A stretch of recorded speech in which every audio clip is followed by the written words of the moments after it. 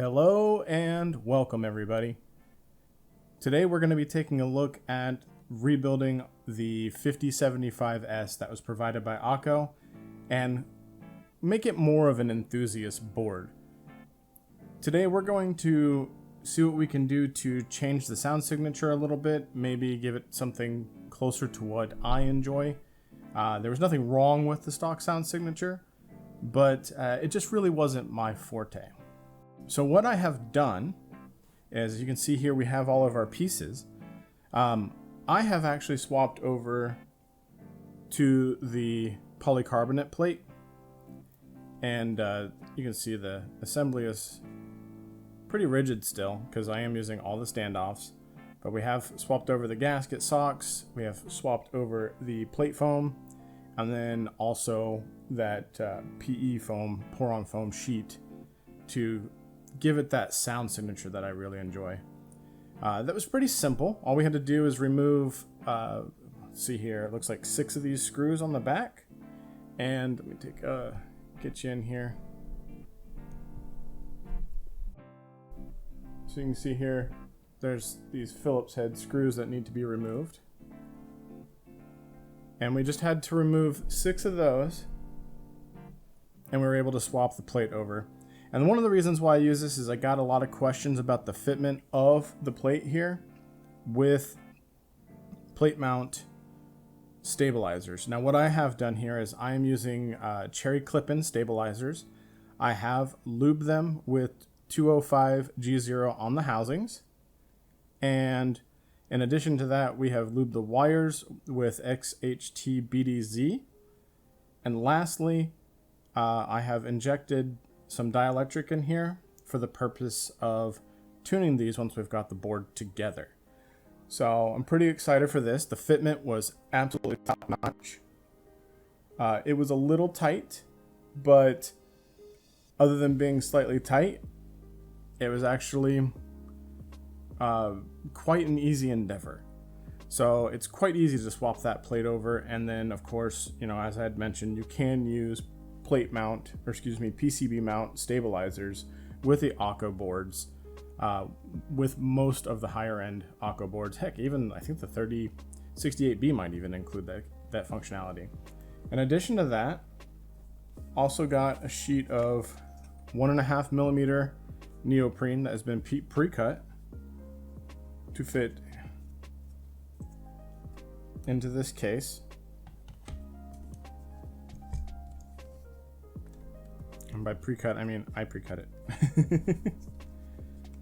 So, and we were careful not to cover the diffusers on the side here. So if you look here, there is like a diffusion plastic here to diffuse your LEDs.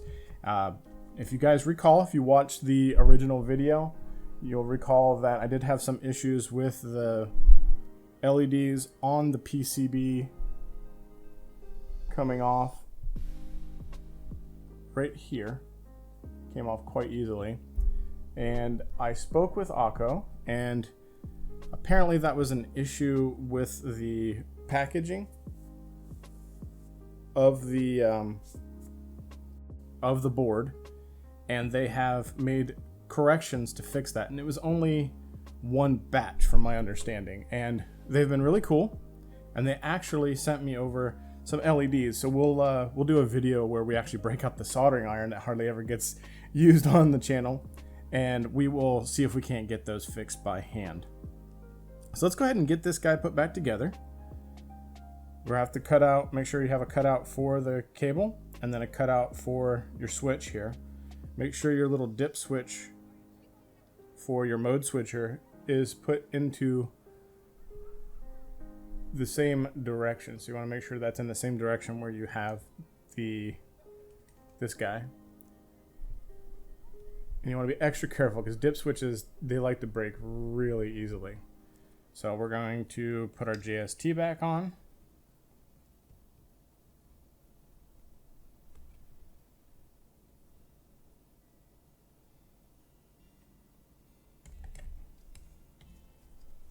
And make sure our foam is pressed down and aligned properly.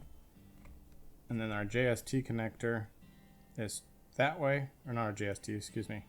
Our dip switch is that way, and so is the switch below. And these have little notches on them that fall right into the notches on the bottom housing, or bottom case.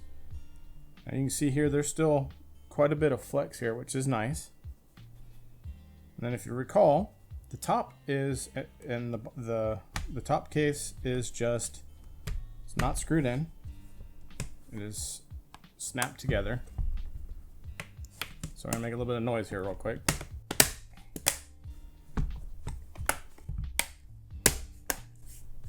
Now, I'm speaking with an individual that built a case or a board that has similar casing to these where they snap together, and was talking about bowing in the board. You want to make sure that you have all the snaps in secure. I've had some issues in the past with other boards where one of the snaps was not completely snapped in, and yes, when that happens, you can experience certain issues where it's not aligned properly. We can get our knob back on. And there we go, we're back in action. And we have a nice muted sound so far. And what my expectation is that I'm going to use some non-long pole switches, and that sound is going to resonate into the foam below it.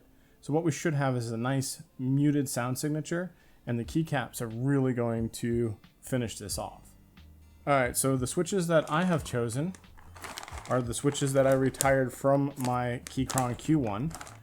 These were the first switches that I ever purchased and lubed and filmed myself. And these are Durock These are Durock Lilac tactiles. And this is a tactile version of the Lilac switch. It's a nylon bottom, polycarbonate top. It is a T1 switch, so it has that like medium heavy bump. It's not quite heavy. And then these I actually lube with 205 because I didn't have any Tribosis 3203 at the time. So these are lubed full stem lube with 205, so we do lose a little bit of the tactility. But from my experiences, when you use a switch for a while, after you've lubed the legs on the tactile, yes, you do lose the some tactility initially, but most of that lube will come off and you're just left with the PTFE coating. So I prefer it that way, and I lube all my tactiles now with 3203 full stem because I do not like the way the sound of the legs and the leaf rubbing are. And then of course, I tend to take it a little bit further, a little bit meticulous with my lubing, and I do lube the housing itself with 205G0, and then if we get some leaf ping like we often see in a JWIC style switch, I will place a little bit of lube either at the top side or underside of the arch of the leaf to remove that. And of course I lube all my I lube all my springs in a bag with a combination of 105 and 205G0 to give it a little bit more thickness. You can use a 106 oil as well. So with all that being said, this is again a medium 58 gram or 65 gram tactile switch. It's on the medium heavy side. We're not talking like it's not a jade or a blueberry or anything like that. This is kind of like your quintessential, when I think linear, when I think tactile, this is what I think about, is this is a tactile. This gives you that nice satisfying bump. It's not weird and in the middle, doesn't have a lot of pre-travel, and these are very nice, and they come in a ton of variations, and I recommend them to anybody who's looking for like a medium cost switch. And then of course you can get the original JWIC T1s for very inexpensively. Let's go ahead and load this board up with these lilac tactiles and then discuss what kind of keycaps we're going to use.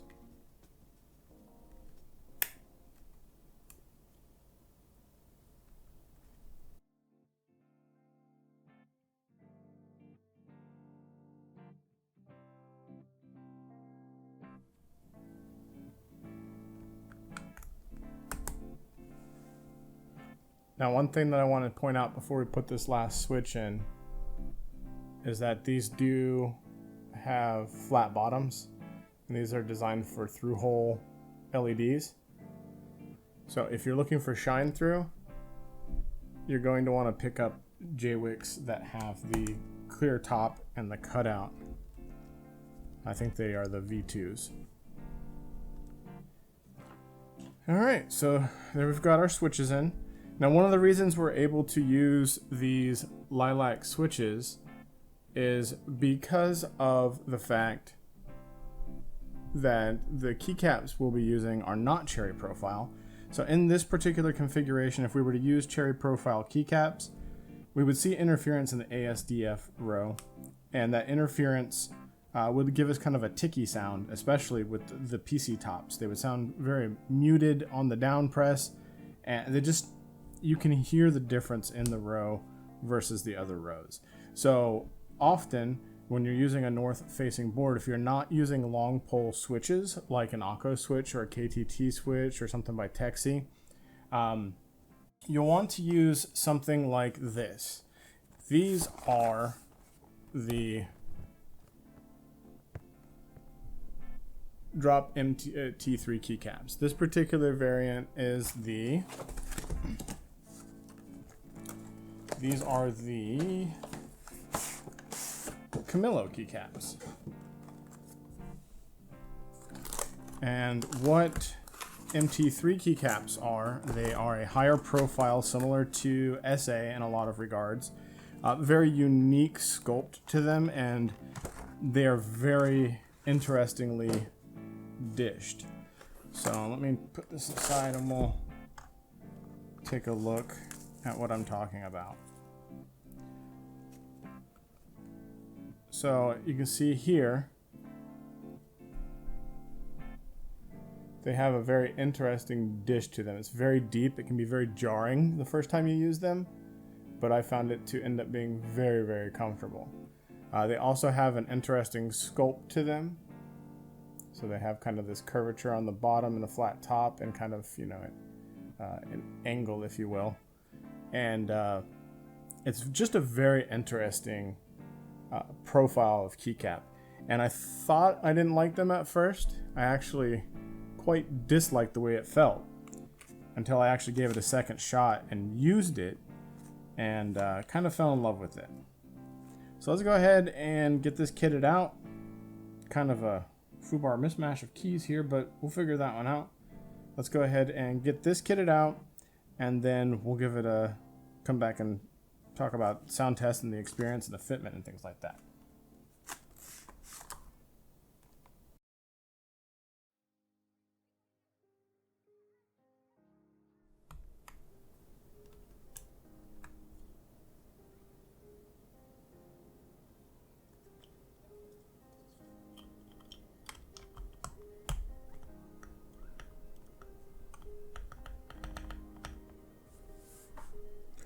And there you have it. This came out pretty nice looking, and I'm kind of interested to see where the sound goes. So with that being said, why don't we go ahead and jump into a sound test and come back and talk about the final results.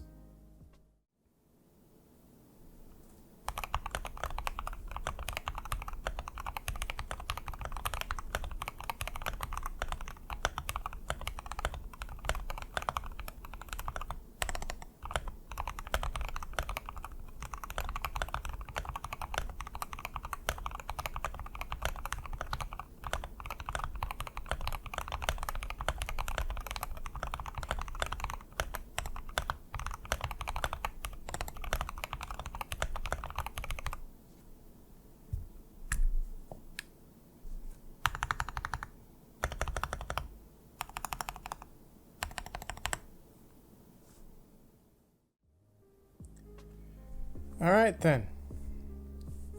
There's always something to be said about a board. And that one thing is always, I say it anyway, is to let it sing. This didn't come out exactly like I had expected, but it still has a pretty good sound profile that I'm very happy with. And I'm definitely going to drive this board a good bit because I do like the way it sounds. And I like the way it feels. It's nice to have those tactiles back because I don't really drive tactiles as frequently as I used to.